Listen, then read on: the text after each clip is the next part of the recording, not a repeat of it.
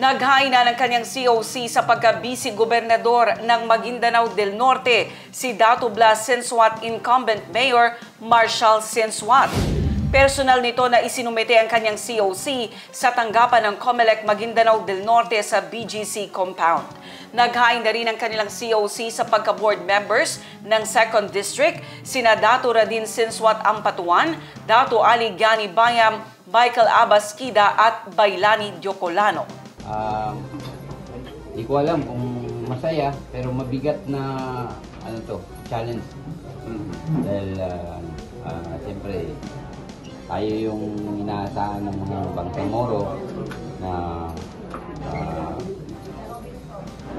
tayo yung pinagkatiwala ng barn.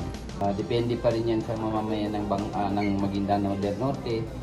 Dahil ito naman is, hindi naman natin ito panggustuhan, kundi sumunod lang tayo sa utos ng ating Amir na si Halad Sumarat Ibrahim at si Governor Abdurrauf Makakua. Opisyal na magiging gobernador po ninyo, Vice Governor, si Dato Tox Masura? Sa UBJP Party, opisyal po siya po yung governor natin si Paparatutukaw Masura.